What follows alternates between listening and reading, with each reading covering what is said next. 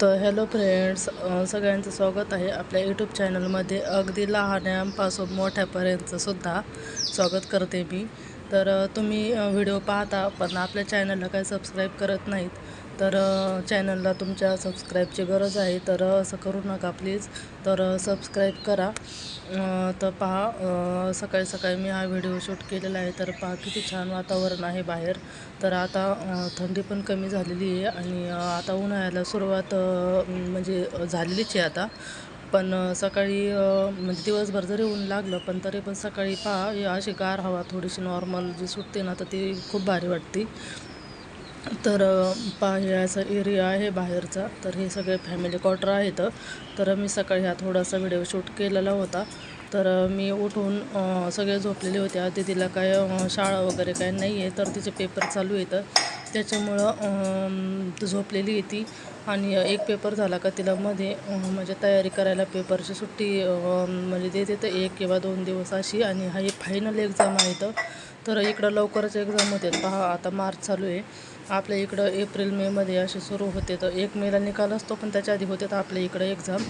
तर इकडं लवकरच होते. तर कारण काहींच्या ह्या महिन्यामध्ये म्हणजे काहींची पोस्टिंग होते, त्याच्यामुळं मुलांची म्हणजे स्कूलची सोय लागत नाही, त्याच्यामुळं मग लवकरच करतात. पहा म्हणजे के व्हीमध्ये येते. तर के व्हीच्या मुलांचे मला असं वाटतं सगळीकडंच लवकरच पेपर होत असते.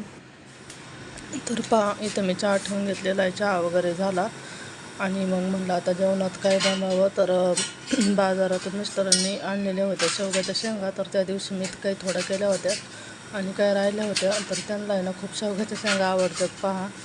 तर म्हणजे आता फॅमिलीबरोबर असल्याच्यानंतर घरचं खायला मी भेटतं पहा. नाहीतर मग तसं मेसमध्येच जे बनवते तर रेग्युलर तेच म्हणजे खावं लागतं. तर मग त्यांनी आणल्या होत्या शेवग्याच्या शेंगा. तर म्हटलं चला मस्त काळ्या मसाल्याच्या शेवग्याच्या शेंगा बनवूया. तर पहा मी तर त्याच्यासाठी ठेवलेलं आहे कांदा भाजायला. आणि शेवगाच्या शेंगा पण मी ना शिजत टाकलेले आहेत. आणि म्हणजे शेवगाच्या शेंगा मी अशा कोणी कोणी असं पाण्यामध्ये टाकतं, तर मी काय पाण्यामध्ये टाकत नाही. डायरेक्ट मी आपल्या तेलामध्ये मसाला वगैरे ते टाकून शिजायला टाकत असते. तोपर्यंत आपल्या बाकीच्या म्हणजे वाटणाची पण तयारी होऊन जाते. तर मी ना इथं अंडं उकडायला ठेवलेलं होतं, तर ते पण उकडलेलं आहे. तर पाहते आता शिवांशी पण उठली होती, शिवांशी आणि मी खाते. तर अंड्याचा ट्रे आणला होता त्यांनी, पण एकच अंडं उकडलेलं आहे. कारण त्याच्यामधले ते आणताना आहेत ना, त्यांच्याकडून ते असे थोडे थोडे टिसलेले होते पहा. तर मग ते उकडताना त्याच्यामधलं ते सगळं बाहेर निघतं. तर मग त्याच्यामुळे एकच उकडीला आणि मी उकं थोडंसं खाल्लं आणि बाकी सगळं शिवांशीला दिलं पहा. तर मी तिला म्हणलं होतं तू सगळं खा, पण ती म्हणजे नाही मग मी तू थोडं खा, तू थोडं खा, असं तिचा हट्ट होता. मग म्हणून मी थोडंसं खाल्लं. तर मी पण म्हणजे तिलाच आवडतात पहा अंडे, तिथे काही खात नाही. तर मग आम्ही इथं अंड्याचा ट्रे आणत असतो. तर आणि मी तिला आहे ना एक देत असते उकडून. पण आता आहे ना सध्या माझी तब्येत मागं काही बरोबर नव्हती, मग त्याच्यामुळे मी पण एक अंडं खायला म्हणजे सुरुवात केलेली आहे. कारण थोडासा प्रॉब्लेम झाला होता माझ्याबरोबर. कारण म्हणजे प्रेग्नेन्सीबद्दलच थोडासा प्रॉब्लेम झाला होता, त्याच्यामुळे त्याच्या रिकव्हरीसाठी मी एक अंडं म्हणजे खाते डेली. आता म्हणजे लई दिवस नाही झालेले, आम्ही सुट्टीला गेलो होतो आत्ता जानेवारीमध्ये. तर तेव्हाच म्हणजे आता 1-2 महिने झालेले आहेत फक्त म्हणजे झालेला. तर मग आता म्हणजे बरं वाटतं आहे मला. मग मी म्हणलं रिकव्हरीसाठी आपलं म्हणजे याच्या आधी मी काही घरी म्हणजे जरी मला त्रास झाला पण मी काय म्हणजे खाल्लं नाही काही. मला म्हणजे सगळ्यांनी मस्त आणलेलं, पण मला म्हणजे जात नव्हतं असं. म्हणजे मी तब्येत माझी बरोबर नव्हती, अजिबात काही खाऊ वाटत नव्हतं, त्याच्यामुळे मी काय ते काही खाल्लं नाही. मग आता मला बरं वाटतं ना, तर मग मी आता इकडं आल्यावर मी हळूहळू खायला सुरुवात केलेली आहे. आणि थोडंसं आता बरं पण वाटतं आहे. म्हणजे एक दिवस असं म्हणजे जास्त होत चालले ना, तर बरं वाटतं पहा. तर माझ्या म्हणजे प्रेग्नेन्सीचे हे ना म्हणजे बरेच लई असं मला त्रास झालेला आहे पहा प्रेग्नेन्सीमध्ये. तर कोणाला जर माझ्या प्रेग्नेन्सीची स्टोरी जर ऐकायची जर असेल कहाणी, मला आहे ना लई अडचणी आलेल्या आहेत पहा माझ्या प्रेग्नेन्सीमध्ये. दीदीपासून तर आता शिवांशीपर्यंत माझ्या मुश्किलीने हे 2 पहा मुली म्हणजे माझ्या हातात आलेल्या आता. आणि बऱ्याच अडचणी आलेल्या आता. तर कोणाला जर माझ्या प्रेग्नेन्सीची स्टोरी जर ऐकायची असेल, तर तुमचं कमेंटमध्ये नाव आणि गाव लिहा. तर मी त्याच्यावरती एक आपला पूर्ण व्हिडिओ बनवेन. जर ऐकायची इच्छा असेल तर. असं आहे. तर काहींच्या म्हणजे जीवनामध्ये अशा अडचणी येत असतात. तर म्हणजे माझं सगळं बाकी काही सगळं एकदम चांगलं आहे. मला कशाची म्हणजे कशाची कमी नाही आहे पहा.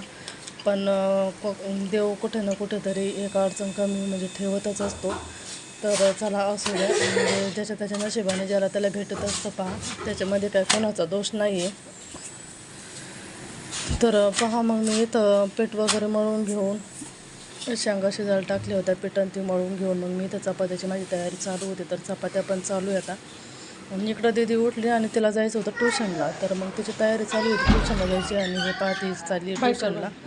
तर शिवांशी पण उठलेली होती आणि तिचं चालू होतं काहीतरी खेळायचं काम. तर ती काय करत होती, मी चपात्या करीत होती ना, तर थोडं थोडं पीठ माझ्याकडून घेऊन जात होती आणि असं म्हणजे लांब असं त्याचं करीत होती. आणि मला म्हणायची, मम्मी मी त्याचा साप बनवला आहे बघ.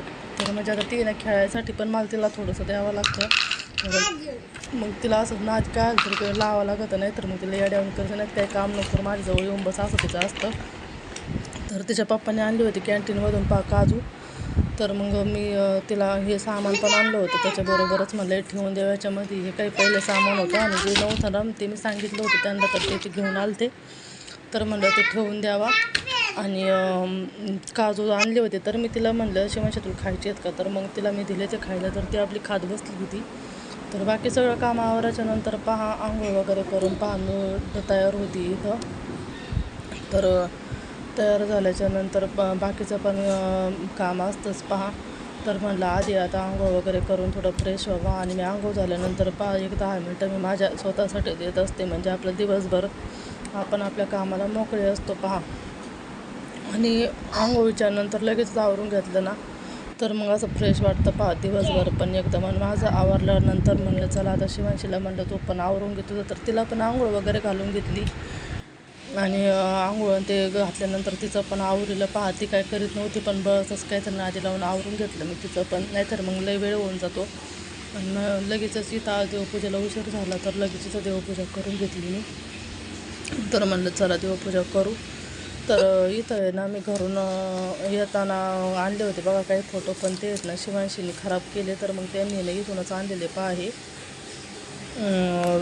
2. आणि ही दिवाळीच्या वेळेसची ती मूर्ती आहे पहा. आणि शिवांशीनं खाली नाही आहे इथं याच्यावर ठेवलेलं आहे, मी ती काही ठेवीत नाही.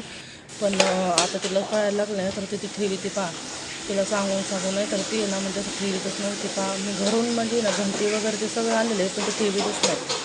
पंचपाळा वगैरे सगळं आणलेलं आहे, पण ठेवीतच नाही ती. आणि कॉटरला कलर दिला नाही, तर ती कुंकाच्या हात असे म्हणजे तिला पण लावते आणि त्याला पण लावते. आणि त्याच्यानं बाकी बाजूला सगळं ठेवून दिलेलं आहे. तर म्हणलं चला आता आवरलेलं आहे बाकी सगळं, तर लगेच कपडे धुवून घ्यावा. कपडे निर्म्यात वगैरे घालून भिजायला ठेवले. आणि मग नंतर धुवून घेतले पहा. आता ऊन पडतं तर कपडे पण आपले भारी असे सुकत येतं. नाही तर पहिलं इथं तर इतकी थंडी होती ना, तर 3-3, 4-4 दिवस पण आहे ना अजिबात कपडे वाळत नव्हते. आणि आता आहे ना कपडे वाळायचं टेन्शन नाही. आणि आमचंसुद्धा टेन्शन नाही, कारण आम्हालासुद्धा आहे ना म्हणजे किती कपडे 3-3, 4-4 एकावरती एक घालावं लागायचे जोपर्यंत म्हणजे असं ते सगळ्यात वरचं म्हणजे टाईट होत नाही तोपर्यंत इतकी थंडी. म्हणजे इथं आहे ना दिवस दिसत नव्हता, म्हणजे दिसतच नाही इथं दिवस. आता पुढच्या थंडीत जर आम्ही राहिलो इथं, तर मी तुम्हाला आता तुम्ही माझे व्हिडिओ जर रेग्युलर जर पाहिले ना, तर तुम्हाला इथंच आहे ना हळूहळू सगळं पाहायला भेटणार आहे. त्यासाठी तुम्ही ना म्हणजे पाहत जा व्हिडिओ. तर कपडे वगैरे पहा धुवून मी घातलेले होते वाळायला. आणि इथं मी ना गरम पाणी करायला ठेवलं होतं पहा, कारण सगळ्यांचीच तब्येत बिघडलेली आहे. सगळ्यांनाच अचानक खोकले यायला लागलेली आहे. तर काय झालं काय माहिती. आणि घशामध्ये ना अशी नुसती आग होती, आणि झोपलं का मगच खोकला येतो, असं बसलं किंवा असं काही मग नाही येत. तर मग मी त्यासाठीच ते ठेवलेलं आहे. आणि